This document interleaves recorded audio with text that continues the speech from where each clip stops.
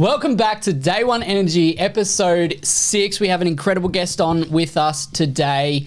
Last week we had possibly the best Greek. This week we have possibly the best Italian. That's not a stab at Alex Tinknell, our guest from episode 4 at all. Not at all. Dion, thank you so much for coming on with us today. Why don't you tell us a little bit about yourself, what you do, what business you run? All right, so I am Dion Mastrocola from Loan Market Evolve. I'm one of the brokers that we have. We're currently sitting in my old office because we're supposed to sit in the boardroom, right? But it's currently been under construction. There's a bit of a delay with some of the stuff coming in. Look, thank you first of all for having me on here, guys. Big privilege.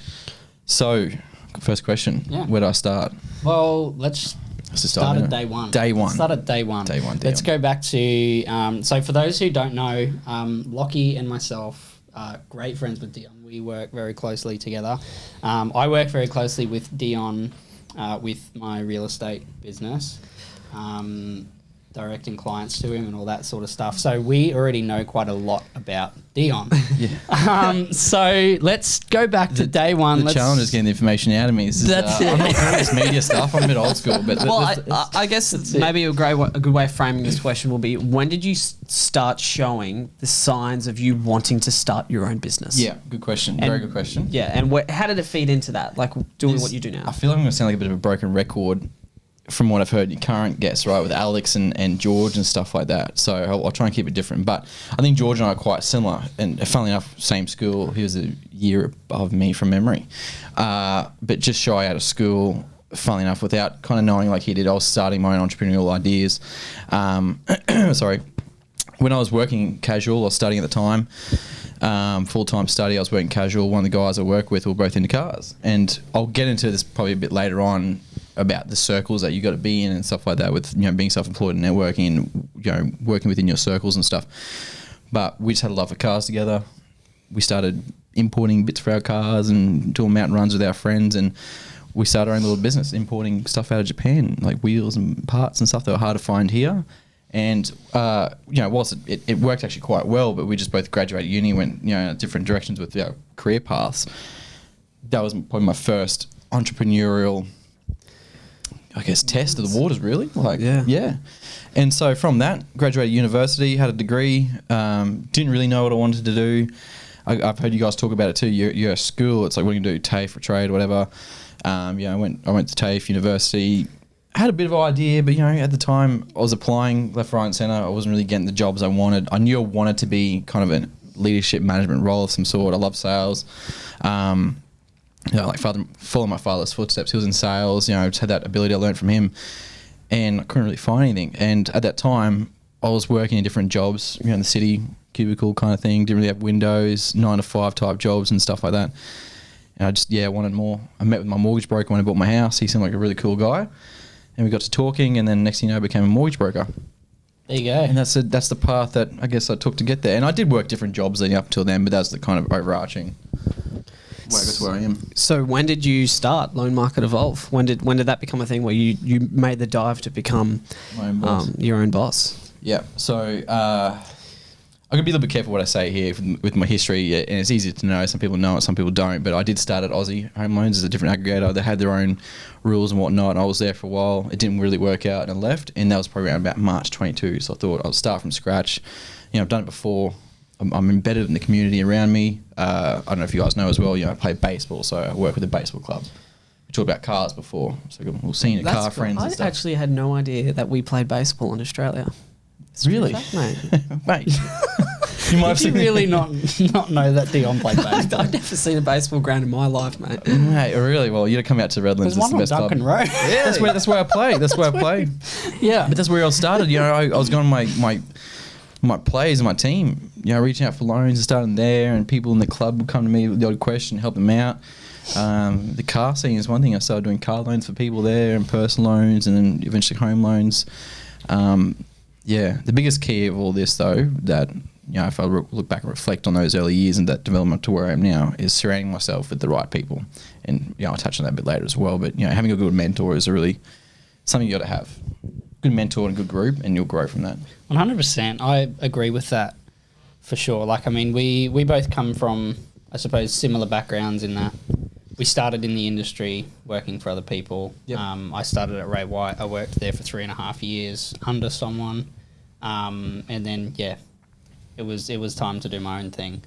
But mentors is a big thing. I think when probably about a year and a half into working at Ray White, Alex, my current principal at Elders, who was also on the podcast episode 4, I started going to him with questions and problems, concerns, and that sort of stuff, and he organically became a mentor to now being my business mentor, helping me out whenever I need help with the business and that sort of stuff. And then we've got the podcast as well. He had a lot to do with deciding what we were going to do with this podcast, and you're both also in my networking business as well, so he had a lot to do with the structure of that and all that sort of stuff. So I think mentor is super, super important. If you can have someone there that has the experience in running a business, 100% it'll change everything for you. It's important to know as well, it doesn't need to be one person. I've got many different mentors, business coaches, how you would say it. I'll often reflect back on my week and what I've had at the end of each week, and sometimes I could look at my own staff like Janice or Evelyn, and they mentored me through a certain phase of the week, or even you guys as well. I've turned to you for a bit of like, hey, this is in my head, and it's good just to talk about a problem, get someone else's point of view, and just apply that to your, I guess, thinking mold of what you're drumming up. And I found that I just have a lot of different mentors, a lot of different areas. I've got some in the finance world. I mean, George Souris, last episode, mentored me in my early days when I started my business. I definitely consider him a mentor, and some of the people he's introduced me to as well. Alex as well. God, how often have I walked into your office and be like, hey, I've got this problem. Yeah. He's help me out. Or, I can't remember if you were there one day. I had a client in my office, and she wanted to sell, and she had no idea. So she was wanting to buy, and she had no idea how to approach this agent. This agent was being a bit overzealous with her. And she was like breaking down and crying in my office. And so I think I called Alex. I was like, can you come up here and help me talk real estate mumbo jumbo? And he came up and he said, look, this is the offer you have to put forward. We're going to do it this way. And we researched the hell of the property for about an hour. Came with a really good strategy. All right, if this offer doesn't work, do this and whatever. She walked out. We did the finance. She moved in, happy as anything. That's it, yeah. Knowing and people. And that was just me asking for help. Yeah. Well, that's knowing people. I mean, knowing a real estate agent just down the road. Yeah. Having people on your phone that you can call. Yeah. You're able to call him in. She bought the house. You wrote the loan. Made the money. So knowing people is knowing people. Networking is extremely important as well. 100%. And that ties in the service that we provide. Like, I can ramble on about how we could be the best because we have these connections, blah, blah, blah. It's having that service piece, surrounding yourself with people who actually really do care about the client and actually will lose sleep at night over the client if things don't go right. I've surrounded myself with brokers. Like, if I'll call them up the next morning and say, hey, mate, how did you end up going with that we talked about yesterday? Oh, it got approved in the end. I was like, okay, cool. So I was worried about them too. When you actually genuinely worry about people's well-beings and, how they're going, they're going to reciprocate. Yeah. When you need the help, they'll come to you as well. So, yeah. Well, talk to me now a little bit about where you are now. You don't have to dive into full, but a little over two-ish, almost 2 years into doing your own gig now, running your own business. Talk to me about how you've gotten to the point you are now, and at the same time kept the day one energy that we talk about, because it is such an important thing to have. So talk to me a little bit about where you are right now. Yeah, so right now we're a team of 2, about to grow a little bit. I won't get into that much yet because I'll have to share that on social medias when that happens. But we're a team of 2. We have an office here in Cleveland. Just renovated it, which is really nice. Got a fresh office for the first time in 2 years. Have you just forgotten one of your staff? Have I? Haven't you got a team of 3? Including yourself? Including yourself. Yeah, I was excluding myself from the team. So me plus 2. Yeah. So I got me, myself, and no, I got myself, Janice, and Evelyn. Yeah, we'll have a third joining as well. Ooh, yeah. I didn't know that. You've had it here first. Yeah. There we go. There's an exclusive. Yeah, we're growing down the track. Operation for 2.5 years, new office now. We work with a financial planner, so we create like a nice little melting pot of, I guess, help we can provide clients in that financial regard. Keeping that day one energy. I could ramble on for hours about that, but I'll try and keep it short. The first thing is first, I care. Yeah, I really do care about my clients. I could give you a handful of clients who they could test how they've called me. I've been running through the city trying to, like, there's recently, you heard it too. I think when I called you that day, I was sprinting on a summer's day through the city in a suit to a bank to try and get approval sorted. Called me puffing. He was like, dude, I've just been running through Brisbane City. Yeah. I had to like run from this building to this building. I was in a training session with Loan Market and something happened with the bank for a client. And I left the session with my stuff. I packed up and ran uphill in the city. I went to 2 wrong addresses. Got it done, and that was it's just because I cared. Yeah, like the client. Yeah, I care about the client. I care about getting it done. Our reputation, just making the process easy for everyone, and we got it done. It's fixed up on the day, but it's having that. It's losing sleep at night over your clients because you want that approval to come through tomorrow because the bank might be taking a little bit too long. Or so your key to keeping that day one energy is just always keep the care. That you're. Like to keep that energy and keep that motivation is within your client's success. It's a bit about, it's the client success for sure. I want to see them go to the next stage of their life or make that kind of financial change, whatever they're doing. But I remember to my business what I had on day one. It's all I had. I came to peace with the idea that it's either this or fail. Yeah. I promised myself I could do a few things. I could work as hard as I could. And we all know some days that might not be as good as other days, but you would just work as hard as you possibly can to get it done.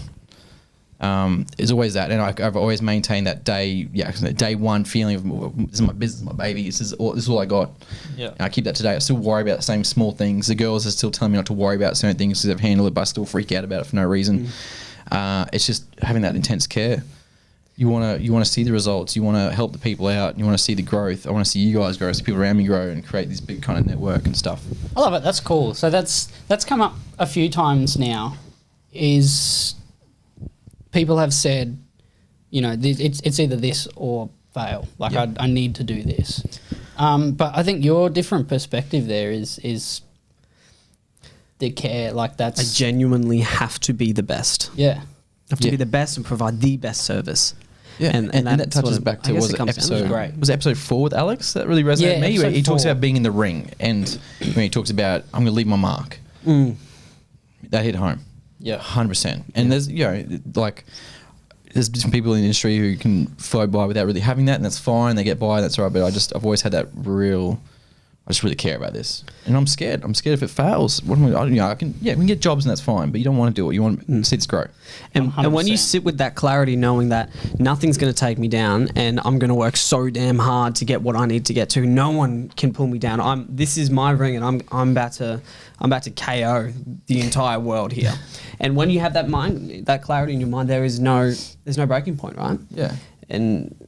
And look, there's definitely hard days. Things go wrong. And I think one of the questions you guys talked about in the thing you sent me earlier was obstacles. And I was trying to think for a while, okay, what's my biggest obstacle I've had? And I could say things about leaving different companies or whatever and business changes and stuff. But the obstacles always change. They're always going to be there. There's always going to be an obstacle coming up that's just going to hit you in the face. You're not going to know how to handle it. But I guess it's been that constant row of obstacles, and you get through them, and you do it by caring. And people see that you care, and they want to help you out too. I've had bank business development managers who can get help, get involved with the file and stuff like that. They can see you really care, and they actually will pick up the phone and help work with you. I've had them call me at 6:30 on a Friday. We should all be at the pub, but but 6:30, and we're just in there trying to get it done and keep everyone happy and make it work. I was going to throw a pub joke in there about how every time I, go to the pub for lunch to meet a client, Dion's there. So not only is he the best Italian, he actually is the world's best networker. And due to his world's best networking, he networks over beer and chicken palmies. So we have a local pub right around. Our office is on a little bit of a triangle, and he's always down there when we see him. He's always there, and he's networking, and he's always. But he does a good job. He does it, man. He does a good job. Even Alex said to me the other day, "You are the best networker. You are just so good at talking." You're making me blush now. I've got some cards here, please. Make sure you take these home. Dude, I fell down my pockets before. I was like, "There's some cards in here." I have got so many of these. It's not even funny. I'm always How about we sign one and auction it? Yeah, right. I've still got 2 original Outcast Media cards signed by you. This is true, the original model. Yeah. I don't even have them anymore. Very originals. Rare. Very rare. So roving back now. Yeah, you talk about working late. You know, sometimes, you know, even at 6:30 when you should be at the pub. You've got a beautiful family, a wife, and your beautiful son. He's just over 1 year old now, Sergio. 18 months. You know, there we go, Sergio.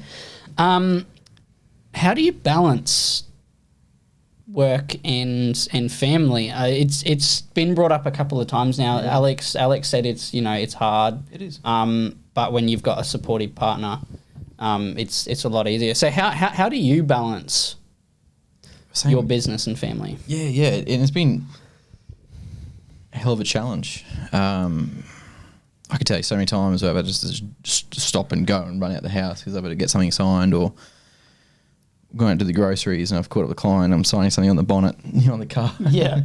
It's just having that hard conversation. Like, this is a hard thing. It's not gonna be easy. No one said it's easy. No one ever will. And it's being accepted of that. Look, there's days where you just might have that perfect storm and there's nothing happening throughout the day. I work from home and whatever, or you just wait for stuff to come through. But you have days where it's busy, and it's do what you can. Yep. Everyone's got challenges. If I can guarantee, when I had a 9 to 5 job in the city, it took about an hour on the train each way. There's challenges then, and you talk about the obstacles. There's obstacles then we had to get past. Something would happen. I can't get back home for another hour and a bit. Yeah. You just got to get around. Only like 5 minutes down. Yeah, well, I live in the Redlands, so it's a bit easier. But it is hard, and same with friends. I've got friends I've had to bail on. I've had to bail on you guys for stuff like that with clients. It's just you all know you got to do it, and as long as you accept. I've surrounded myself with a group that understands. Yeah, the people have fallen off in my life, because they couldn't understand what I was doing, and that's fine. But ultimately, I understand. Like, I think we were getting prepped up here before, and we're just talking, and then boom, you whip up your phone, you're talking to a client. We understood that, and that's okay. Yeah. You're just doing your thing, and that's all right. I mean, you were laughing in the background, but but you had to work. Work comes first, and I don't want to be this kind of person where you got to work and then die, because no one loves that. But when you're growing something, you got to put the time and effort in. It's just the way it is, whether it be a kid, business, or building a house, or could be anything. You got to put the time in. Yeah. You almost can't achieve that balance, right? You have to. No. It's going to be a bit lopsided for a little while you're hustling to get things to where they need to be. It's all perception. What you see on social media is not what you see in real life. Or you might see something on social media who are just taking time up. You don't know that they've worked like hell for 10 years straight and paying for it now. It's that typical iceberg analogy. You only see the tip of the iceberg, you don't see the bottom part of it. It's like that. Yep. They only show what you want. People only show what they want you to see. Yeah, pretty much. Yeah. Well. Yeah. Where do you see yourself moving forward? You're only very early into your business. You're only a few years in now. You've already said today you've got plans for growth. You've got plans for growth. This is only a new office. Team is potentially growing. Yep. Where do you see yourself moving in the future? Where do you want this business to be? And how are you going to maintain that same energy that you've possessed for the last 2 years to get it to where it is now? The service point and the care will never falter. We always want to keep that there. I will not grow if that means I can't care about a certain client the way I do now. Yep. I'm always going to make sure that care is there, and then I grow later. Yep. I do want to see it grow, obviously, like we all do. I would like to have more brokers and stuff, but I want to see a good work, healthy, balanced lifestyle for me and the staff. I want to get clarity on that, get us up to speed, and just have that nice work-life balance. I would love to see it grow more brokers, but I'm not going to just demand it. I'm just going to grow it nice and right. I would like to see us have potentially a bit of a bigger office or expand into a bigger office area. But mainly consistently providing that same level of service, but just on a bigger scale. Got us to where we were today. Keep that there. If not, make it better. Yeah, more service, and that's where we teamed up with like the financial planner, and we have that network of agents, you guys, media, real conveyances like George, right? You just want to keep offering that best service, and you want to make sure that the care is there for the client at all times. Yeah, 100%. Yep. No, that's great. So hopefully I answered that correctly for you. No, you did. So for expanding, you want to make sure that the service is still there. So I suppose for hiring,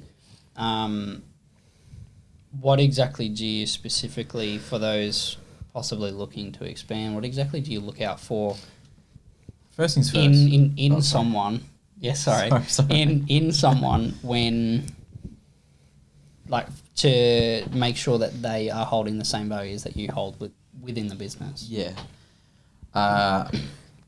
stealing another line from George. It's the right bums in the seats. Yeah. You know, the girls care, my clients too. I've seen them both whip out emails on, again, Friday when they should be not working and they're still sending stuff out or taking phone calls.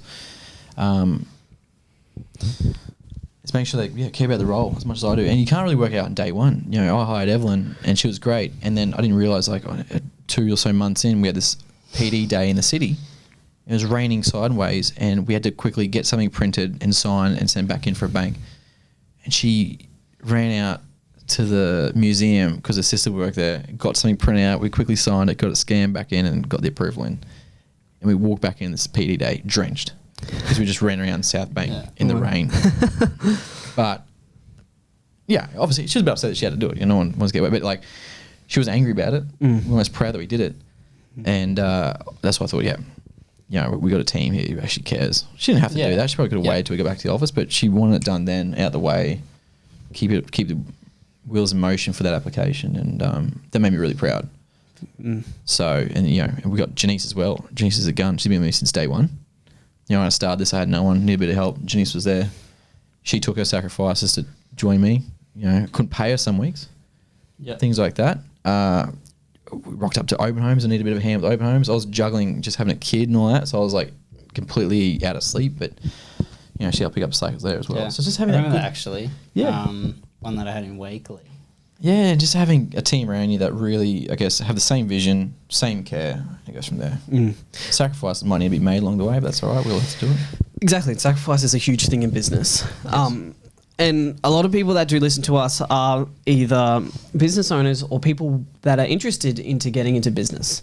I think we've got a lot of people on here that are young like us. Who have only just started their business as well. Yeah. I'm young too, in case anyone's wondering. I'm still young. I'm not old. Really? Even though you guys remind me of it every time I see it. He did ask us off camera, Jordan, if we could only put this on Spotify, not YouTube also, so there's no camera. Yeah, so it doesn't show my age. Oh, right. Yeah, no, sorry, can't do that. So here's the obstacle. Like, I'm terribly scared of doing videos and reels and marketing. I'm not, like, I can talk to anyone in a networking event, it's fine, but like when you're getting videoed and you hear your voice through the thing and it sounds different how you think it sounds, it scares the hell out of me. But you learn to do it, you know. I was lucky when I first started with him. Yeah. Oh, no, that's definitely an obstacle, but becoming comfortable with being uncomfortable, right? Exactly, yeah. If you're comfortable, I've always been told anyway, if you're comfortable, there's no growth. You're right. You're not growing. You can't. Complacency is a killer. Yeah. Actually, this will feed into my next question, but I saw last night this video that came up on my Instagram, and it was Elon Musk's ex-wife. And she said, well, you were around Elon for a long, long time. How do you think he achieved what he achieved? And she said, you need to learn as an individual to deal with a level of stress that a normal person cannot handle. And you need to consistently have that stress on you until it doesn't feel like stress anymore. It feels normal. And then you're already working at a level of stress that no one else can work at. And then you consistently are building on more stress, and you can take on more and more things. So you need to learn to work without the pressure of stress and then just continue to work. And what would you recommend then to someone who's looking to jump into business, whether as a mortgage broker or anywhere in that finance industry? What would you recommend as a good path to get into it without getting too overwhelmed in the beginning, because it can be a bit of a hard industry to kind of jump into, right? Yeah, 100%. I'll take this back to, you know, being the topic being day one, right? University taught me a lot in TAFE about how to handle this kind of stuff. You know, you might have your week planned out and there's an assignment that gets dropped and you realise that assignment's going to take so long. How am I going to handle that plus all, and then another assignment comes along, and then you just got to learn to juggle all that. So firstly, I'd say do your research. Learn what you're getting into first. I did read up about brokering for a good while. Look, I'm talking probably about a month or two. I read up on it, the ins and outs of it. I watched videos on YouTube. I met Nick, my first ever mentor in this industry. We sat down a few times. He taught me the ins and outs. He would give me like practice scenarios. I'd just practice and he'd teach me how it went wrong. I remember, even before I started, he drags me out to far out west. Like, it was about a 2-hour drive at night. So I walked from my house down to Redlands council building. I got there about 6 p.m. and then went to this client's house, got there about 8 p.m., did the appointment, and I fell asleep in his car on the way back. And but it was just to get a hands-on experience of what he could do, and in this what it was like to have an appointment, and what was talked about, what information was grabbed, how he worked out, what he's working out, and the whole way back I just questions, and then obviously passed out. Then I just thought, all right, I got a hands-on, I can see him do it, I can see it in action. I felt comfortable there. I felt like I could do it if I had a chance, and that was it. So I'd say my best advice: find someone in the industry, have a chat with them. More often than not, they're willing to help you out. And just learn what they do. That's, again, back to what George said. Humans love helping humans. Yes. Yeah. I've had brokers come in here, share the office, and they sit with me in my office and just see how I do things. Or just people looking to maybe shift from another place to loan market, or people just looking to get in the industry. I've had a few of them reach out.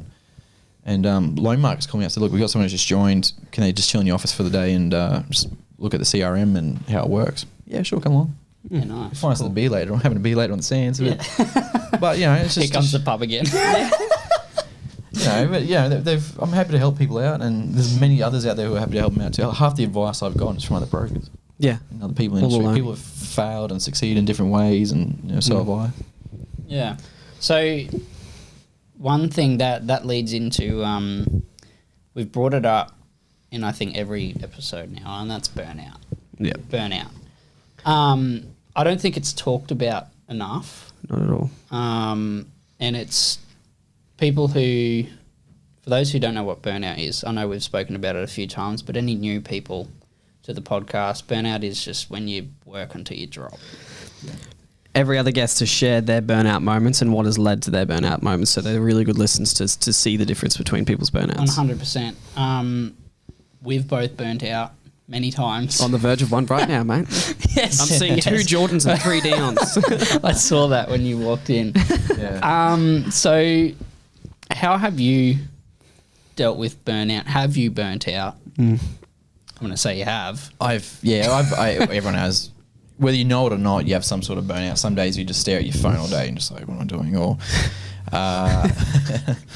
other days you just can't. The reason we're laughing is because we so know that's true. You're just there like, what's I meant to be doing? And it comes in different ways. I could be waiting for stuff to come in, and I should be out there pushing harder from the banks to come back to me or whatever. And sometimes it takes the girls to be like, hey, here's your list of stuff to do for the day. And then I look at my to-do list and I go, okay, I got to get into that now. But I've just recently come out of burnout myself. Treated by taking a bit of a holiday. Work throughout the holiday. Just change the scenery. Yeah. Introducing different things into your day. I will not stop my day without a walk in the afternoon now. Really? Okay. Got to do it. That's like George with the gym. I didn't even know that. Yeah, I've got a dog, so it's kind of needed. But dog or no dog, headphones are in. If it's podcasts I'm listening to or music, it's just... I did listen to that yesterday. Did a bit of homework. But... yeah, you got to mix up. You got to shake up the bag a bit. Yeah, heaps of different things. For a time, I was just going instead of going out to the sands for lunch or whatever, or going up pizza or whatever, or just having lunch in the office. I would actually just get shoes on and go walk along the water and come back for an hour just to clear my head. An advice that I got from Sam White, who's a CEO of Loan Market. He's the head of Loan Market. He's a good guy. I met Sam when I was working at Ray White. Good guy. Yeah, great person. His idea is when he pulls up in the house, just put a song on before you get out of the car and turn it off. Just listen to a whole song, jam out to it, do whatever you got to do, and then take the keys out and then go inside just to get that. Like a wind down. Yeah. Shut off from the day. Force yourself, get into a song, and then car off, enter the house, and then I'm at home Dion now, not work Dion. And look, there's been times at home where I've done that, and then boom, the work calls start going at me. You just got to handle it. Yeah. But just change. For me, it works as a change of scenery. It could be change of diet. Walking is always a great one to clear my mind. Walking is good. Yeah. Learning to shut off is very important. Yeah. I remember again in my early days, Jesse Van Neck. I know he's probably listening. He was my probably first mentor. He was a professional bull rider and holds records. He rode all around the world. Then got into real estate, became my mentor. And for him, he still wore the get up to work. He wore his hat, he wore his belt, his boots, all that sort of stuff. And his shut off was he had his hat every time he took his hat off, he shut off from work. And he sort of like he instilled that into his brain. Yeah. He got home, he took his hat, took his boots off. Mm. He instantly shut off from work.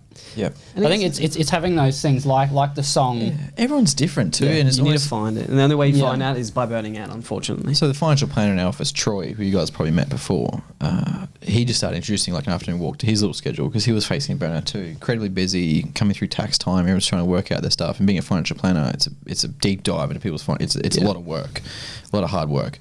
And stress. Yeah, 100%. And he's introduced the afternoon walk, and now he will not, again, shut off without it. And it's changed him completely, and he's loving it. Yeah, you see, everyone has just try something. Even talking about it, I've had a couple of business coaches where you call them up and just have a vent. Yeah, get off your chest. They give you a bit of a slap in the face, I guess, with communication. Like get back out there and do what you got to do. Pull up your shoes and go for it, and just do it. Sport. I play sport too. That really helps. Yeah, I could have the busiest week, but playing baseball on a Sunday with a team can just sometimes just drop you right down. 100%. Yeah. I've been playing Yeah, basketball, as yeah. you know. Our team sucks, I'm not going to lie. We're pretty bad. But do you know what? It's so fun, and just getting out on the court and having fun with all the boys. And a lot of the teams we verse too, they're pretty cool. So you just have a good laugh. It's a wind down. Another one for me, which I think it is for you as well, is as soon as I get on the PlayStation... I'm a nerd, by the way. As soon as I get on the PlayStation, I'm like, yep, work has shut off. Work Which is has usually shut at like off. 10 p.m. at night. Yeah. I don't have that luxury, guys. I'll tell you another quick I'm not a story. gamer. I was going through massive amounts of burnout, and my mate Joe, he got into a different hobby, which is fishing. And if you asked me before I went on my first, I guess, fishing, I probably didn't have much interest in fishing at all. I had no really interest in it, but I was burning out. I needed to do something different. And I was talking to the wife, and she's like, just try to go fishing with Joe. See if you like it. All right. And I did. We went for a little afternoon fish, and it just changed me. Now we just go for a little fish. It's a good way to de-stress because I'm thinking about something else. I've learned a different skill. I can actually detune what I'm doing and just focus on fishing. For me, earlier on the days, it was obviously when I was going through uni and stuff, was the car. Couldn't deal with uni stress, go for a nice night drive with my friends and stuff. And because you're driving and you're spirited driving, so you got to concentrate a little bit, and you just don't have time to be looking at your phone. As in cruising, doing under the speed limit. Under speed, and streets of Mexico only, not in Australia. Yes, Mexico. Yeah, but it's just that, and it is again a good way to meet people, good way to learn some skills, and it helped me just detune, get away. I couldn't be on the phone; I had to focus on driving, and that just about 2 hours shutting off mentally in that one area. Does it for you. Yeah. Really, next day, you fire that back up and you go again and you're a little bit less stressed. Yeah, so it's a matter of finding out what your body needs and what your mind needs to be able to reset. And unfortunately, burnout's most likely inevitable for people who are just starting a business. 100%. And to be honest, even if you're not in business, I mean, before I got into business, when I was working at Raywhite, I burnt out many times. But if you don't care, I don't think you burn out specifically. Yeah. If you care enough, you're probably going to overwork yourself and burn out, which is what you covered earlier. Yeah, and it's just identifying it. If you know something's wrong and you're not operating the way that you're operating, you think you should be operating, just work it out, fix it. So, things go wrong at work, I'll fix it. Something goes wrong with someone's finances, I'll fix it. Something goes wrong with me, I need to fix it. Exactly. Yeah. Cool. Awesome. I've got a few questions. Yeah, we got some questions. Read some them out. audience questions. Some from... I'm mixing phones. So you actually know all these people who ask these questions. But so the first one, Jack has actually asked a question in every single podcast we've done so far. Obviously, he's one of our biggest supporters. So he would like to know what's the best way to keep that perseverance when things aren't going quite the way you hoped. Oh, watch Rocky. Watch Rocky. Well, that's really it. You just got to find those things that motivate you, bring them back to light, and go through it. We've all had days where you wake up and you're like, nah, I'm not doing it. I've woken up, had COVID, and be like, oh God, I can't get through it. But the business depends on you. You got to do it. Sickness aside, get to work. I reflect a lot on my family. My father, my grandparents come from that hardworking Italian backgrounds. I always looked up to that, and I guess I relate to that now. It's just you just got to do it. You got to tell yourself, look in the mirror, I've said things in front of the mirror that no one should hear about myself, but you got to get out and do it, and just got to slap yourself in the face and just get up and do it. And look, there are days when you probably just can't do it. You just got to get through it, talk to people. Yeah. Find some motivation, or use that time to at least prepare. Just don't waste time. Yeah. He's got a second part, which I read this and I thought, do you know what? I actually don't even know how I would answer this myself, to be honest. How do you get through those sleepless nights? Oof. Because, I mean, we all have them. There's so many nights I lay there and I go, oh, I didn't call that person. Oh, I didn't do this. Oh, I should have done that. Oh, these were the negotiations, but I should have done it this way. How do you get through them? Yeah, you're your greatest critic. Yeah. Yeah. I like to ask how you guys get through it too. Is I like to hear how people handle this, but I've actually kept it in my bedside table, a notepad, or if I haven't got a notepad there, my phone. Just leave yourself a note. If you've not done something, it's okay. Do it first thing in the morning. Don't forget about it. Leave a note. Tell you what, I've done that many 3 a.m. walks. Your brain just, fuck, I'm going for a walk. Helps too. Start your day at 3 a.m. You get a good jump of the day. You might be tired at the end of that day, but it's the end of that day. Have a sleep, go back to it again. It's something you just got to bear with it. When you're the one person in the business and you talk about the stress you talked about before, having to deal with it, that's just the consequence of having that kind of stress. Yeah. It's okay. Sometimes I tell myself like, I'll catch up and sleep when I'm dead. That's deep. It's pretty brutal, but you know what I mean? It's just, you get through it. Yeah, I think my way, and you fed here, like how I deal with that is I realise that I feel like I've got the weight of the world on my shoulders, but you two feel that way also. You've got your own battles running right now in the back of your mind. Well, we're having this conversation here, so do I. Yeah. Everyone's got their own little battles going, and if you realise that, and realise that the world's not relying on Jordan Rosenthal or Dion Mascarola. Coca-Cola. We've never known how to pronounce it. Yeah, no one does. Mastrocola, yeah. Then if you realise that I always tell myself, well, Dion's as stressed as I am, so is Jordan, so is Alex, so is everyone else. They've got their own battles running. It's going to be okay. Yeah. That's what I tell myself at night time, and then get some shut eye, back up again in 2 hours. That's it. I'm not quite that old that I have a notebook in my bedside table. Here we go. I was waiting for that. But it's quite similar. So I'd normally get up, get a glass of water, go back to bed, and I'd get my emails up and I would email myself. And just say, look, do this tomorrow. And it may even be like, watch a video on this, or go back through the elders training to look at this. And I got that from, again, Jesse Van Eck. He used to do that as well. If he was out of the office all day, he had stuff to do that he couldn't get done, he'd send himself an email, and instill that in me, and I do that every day. The network around you can provide so much value in this regard. Like, I've picked up the phone to Nairi, Dave Hardman, Jimmy Regan, yourself. These are all real estate agents, for those who don't know. Yeah, or people in the, like George. There's some people, being in finance, we work with a lot of different industries, but, just listen to the amount of people I've worked in the past and people I return to. But everyone has a really key point of information. Just have a vent. They're happy to help you talk and go through it. As long as you haven't burnt bridges. Yeah. Everyone's going to help you out. Maintain a relationship. Yeah. Build and maintain. It's a strong network. I think the Redlands is a very lucky place where it's a very tight-knit community. Very. It's so big, but it's so small. But it's also why I love it. Like I've turned to all these people some people I've never worked with before. Like I've called solicitors who probably never really worked before and just end up talking about some application, and then you vent about something and say, I'll try this, and you're like, okay, all right, write that down and come back to it. Or you can go to them again, something happens again or whatever. Yeah, just good people. That's it. Find good people. Alex has asked, and it's not the Alex who has been on the podcast, different Alex. Mediocre Italian Alex. That's mean. Sorry, I just snorted. Anything you would change if you started again? Oh, that is a really good question. Look, there are things I would have done differently. Yeah, of course. But I guess the answer is no.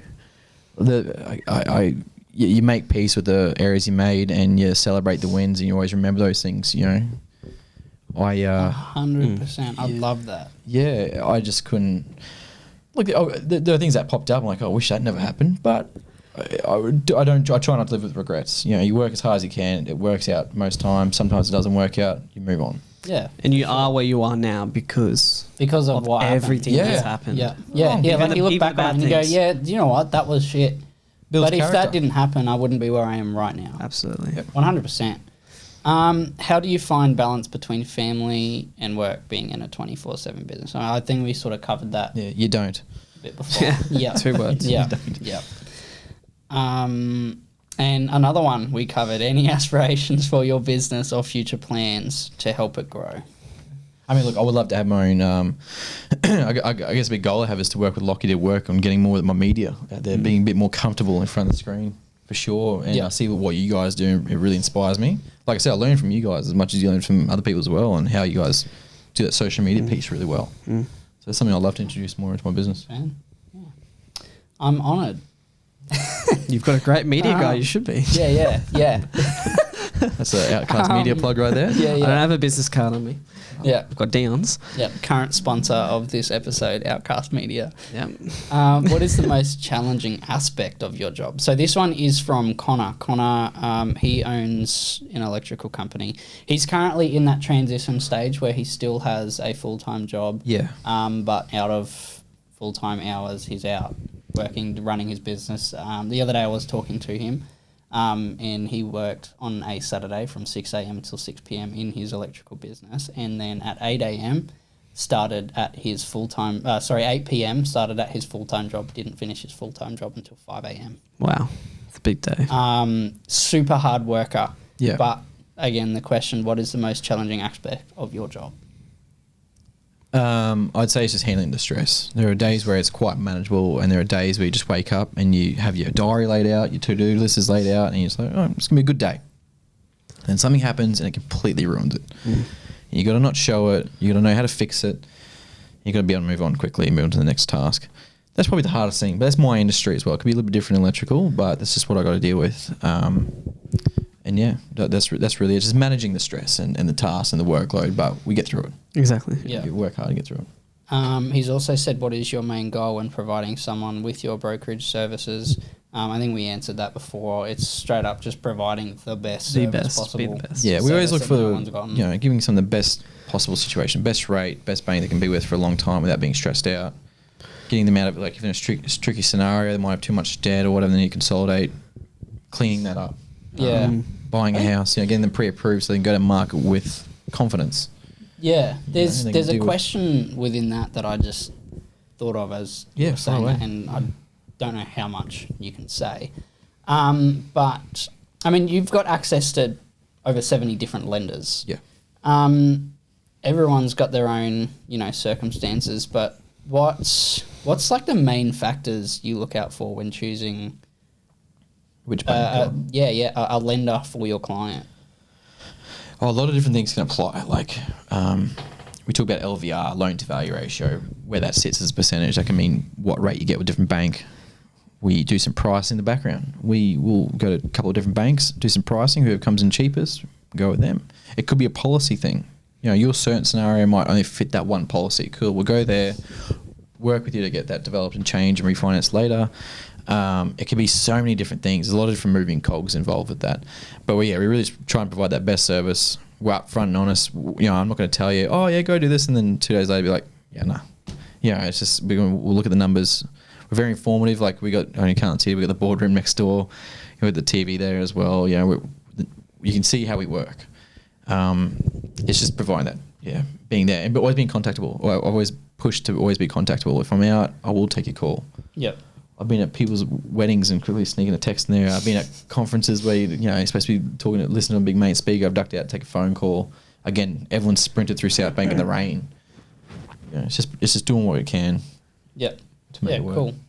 And that's also answered the next question, which is what makes you stand out from every other broker. The best. Service and doing what needs to be done to make sure the job gets done in the best way. Always been there. Always been contactable. There's never any hard feelings. If things don't work out, I'm always here to still help you. Yeah. That's the way it is. Just putting the effort in. Put the effort. Oh, nice. Do the work. That's it. Yeah. Awesome. Well, that's the questions. We like to finish up with one last, and that is, what is a piece of advice that you would give to someone who has either just started their business or someone looking to get into their business? best piece of advice / motivational sort of? That's a good question. Funny Everyone always gets stuck on this. Yeah, well, I got this you asked that question. I could tell you a million different things. The one that probably stood out for me is just have a crack, give it your best go, and it's like riding a bike. I fully expect you to fall on your knees a few times, but just keep getting up. Watch Rocky. Keep getting up. Yeah, and you persevere and be okay. I guess you probably have more regret if you didn't do it and you saw someone else do it and see them go wildly successful and think, that'd be worse off for me. And I've seen it before when different businesses I've had to try it, like, I'm not going to do that, it's not going to work. And then 6 months later, you see someone doing it and doing it successfully, and you're like, should have done that. That Uber was a good idea, So, yeah, just have a crack. Go for it. You got to network, build your network out, talk to people if you need to talk to people, find good mentors, people who care about you and you if you care about them in return. It's a reciprocal relationship. Everyone's going to help each other out. Absolutely. It's a great piece of advice. It's a really good piece of advice. Couldn't have said it better myself. Wow. Can I do a mic drop or was that? Like, not just before you do, mate. Limited edition Dion Loan Market business card. Do we do a giveaway? Or maybe we started from this episode here on to come on the podcast. Our guests have to bring a business card, and we'll get you to sign it, and we'll frame them. That's a good idea. I like that. I like that idea. I like it. Let's do it. Yeah. Awesome. I'm looking forward to coming back on, guys. It's been great. Is he just? He's just invited himself. Hey. Guys, tune into episode 7 with the Dion. best Italian. No. Thank you so much, guys. Thank you so much for coming on. That was awesome. I've learned more about you. I've definitely taken a couple of things as well. I've taken something from every episode so far. It's been a great podcast. It's very vulnerable, which I like. Oh, awesome. Thanks. We appreciate that. Awesome. Appreciate that. Thank you so much for listening. Streaming now on all platforms. And we'll see you next time.